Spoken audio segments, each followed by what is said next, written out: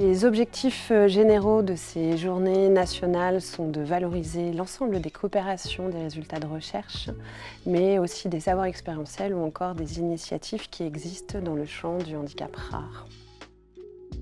Pourquoi venir aux Journées nationales handicap rare sur l'innovation? C'est très clair, rencontrer les acteurs, rencontrer les personnes en situation de handicap, rencontrer les familles, rencontrer les professionnels et comprendre ce qu'ils mettent derrière le mot innovation. Est-ce qu'on est sur des innovations plutôt technologiques? Est-ce qu'on est sur des démarches, des dispositifs innovants?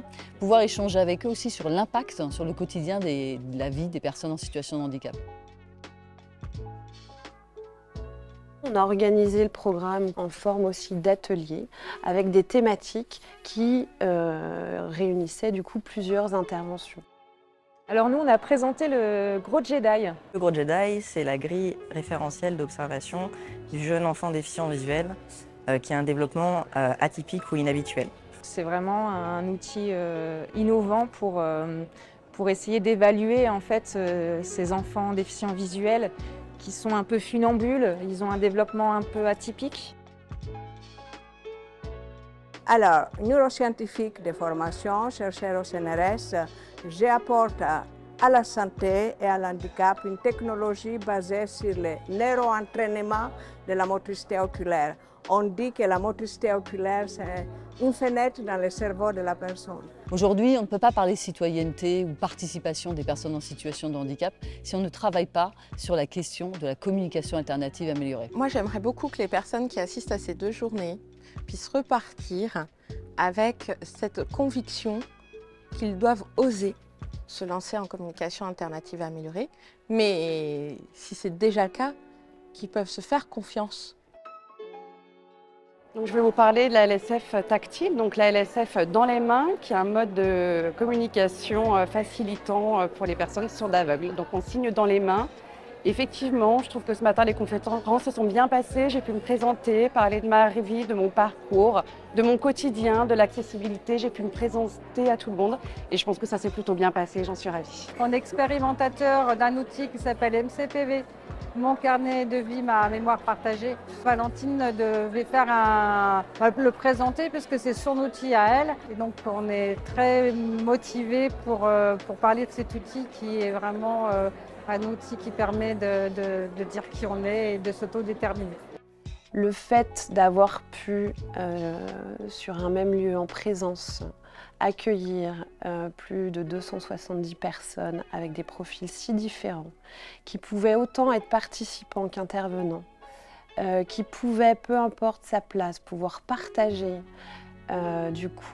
ses initiatives, son expérience, permet réellement d'alimenter nos pratiques, nos réflexions, de prendre de la hauteur sur ce qu'on fait. Ce qui m'a vraiment marqué le plus, c'est déjà cette belle rencontre, ces temps d'échange et aussi d'apprentissage sur les avancées du handicap rare. C'est des journées où on a le temps de pouvoir échanger, partager nos pratiques. À la fois, il y a les moments formels qui nous permettent à nous de théoriser, de comprendre la démarche, mais aussi tous les moments informels qui nous permettent d'échanger, de voir nos diversités, de comprendre nos pratiques, de repartir avec des idées.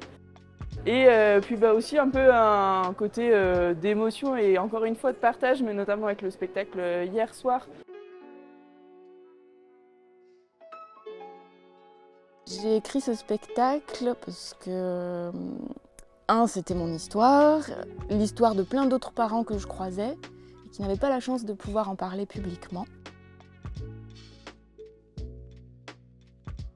Je vois des professionnels, des établissements qui sont vraiment là pour répondre à nos attentes, pour s'occuper du mieux possible de nos enfants qui sont atteints d'un handicap rare. Et je repars avec un sac de vie un peu plus léger. Le bonus que je n'avais pas vu venir, c'est que du coup, en fait, j'ai fait connaissance de plein de personnes qui sont dans des situations plus ou moins similaires, même si la maladie de notre enfant n'est pas la même, mais qui, de par ce qui est vécu, me font un retour d'expérience qui est très, très enrichissant. Les journées ont été fondamentales, elles sont très, très utiles pour toutes les familles qui cherchent, pour toutes les équipes éducatives les directeurs d'établissement qui cherchent des solutions. Je souhaite adresser mes remerciements à tous les participants et rendez-vous aux prochaines journées du handicap rare pour voir comment on aura continué à avancer.